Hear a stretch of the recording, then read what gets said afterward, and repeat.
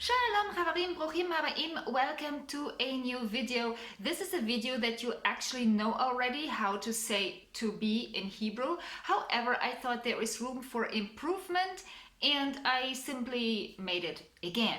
So here we go. I hope you like it. For to be, we need the root hey yud hey and the binyan PAAL. And now we follow the order that we already know.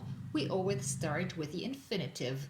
So the general rule is saying take the root, place a lamed in front and a vav between the third and second letter. Great, but this unfortunately does not work with our root. What's happening here? Well, our root has a hey on the third letter. This is why it's basically called a lamed hey root, but that's just a comment. Okay, what happens? So we have to change the hey for a tav and then we keep going. So again, this is the general rule. Lamed in front, vav between the second and the third letter. And for the lamed hey roots, we do exactly the same. Lamed in front, vav between the second and the third letter, but the third letter is a tav. Again, we are talking about roots that end on hey, and when you apply the general rule you have to exchange hey for tav. With our root it looks like this: lamed in front, vav between the second and the third, and of course we have already changed hey for tav, and we come to lihiot, to be. Great, so with this we go to the present tense. And, well, there is nothing to say because there is no present tense in lihiot. And this is the most confusing thing for most students.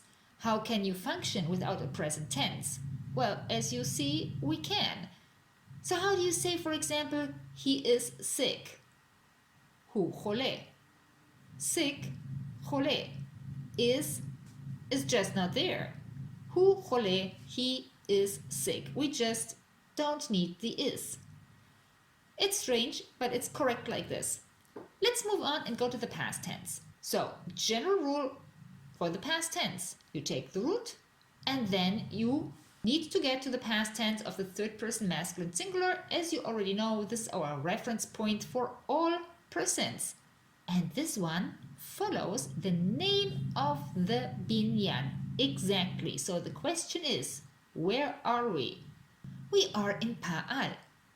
And you have to write it in Hebrew because otherwise this doesn't work. You don't see it. The question is, what do you see? Well, you see 3 root letters. And this is already the past tense of the third person masculine singular.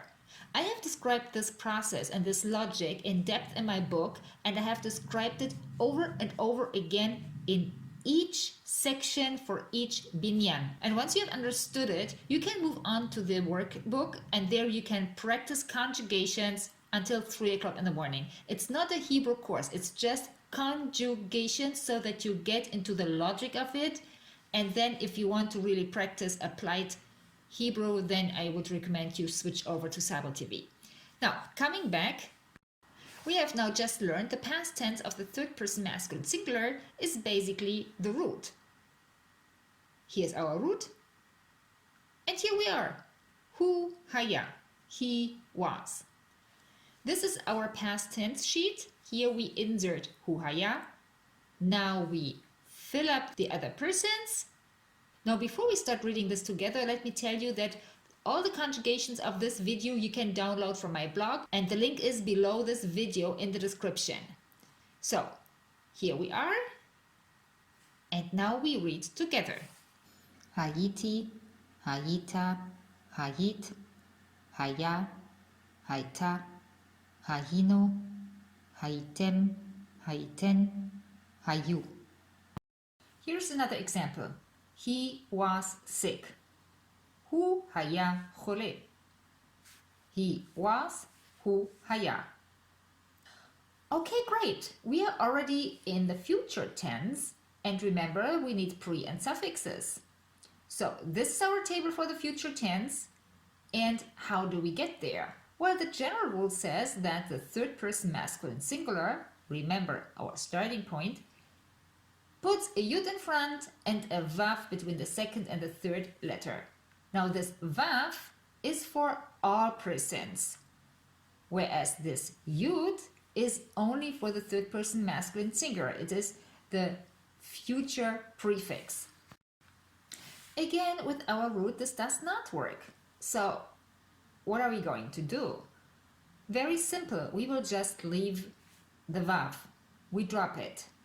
And then we come to hu yeh. He will be. Hu yeh, we put into our future tense table.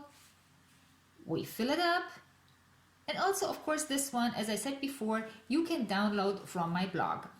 The link is below in the description. And now we read it together.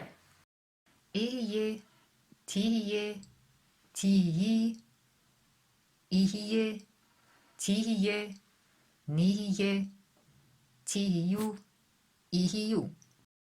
Here's the next example. He will be sick. Hu ihiye chole. He will be. Hu ihiye.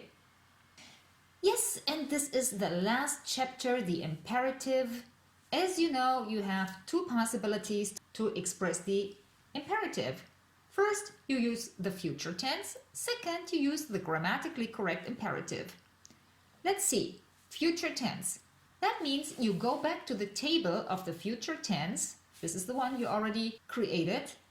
And then you identify the persons to which you can send an order, which is you male, you female, and you guys as a group. For example, please be there on time. And we're saying this to a group, so we are using the plural form. Bevakasha, tiyu sham bazman. Please, bevakasha, tiyu. You guys, please be there. Be, addressed to a group. Tiyu. Sham, there. And on time, bazman. And the second possibility we will forget about. Why? Well, in today's modern Hebrew, it is simply practically inexistent. Actually, I would say it is inexistent because even the TV anchorman is not using it. When they want to express the imperative, they always use the future tense. Okay, now you know how to say to be in Hebrew, and I hope I see you in the next video. Nashikot, shalom.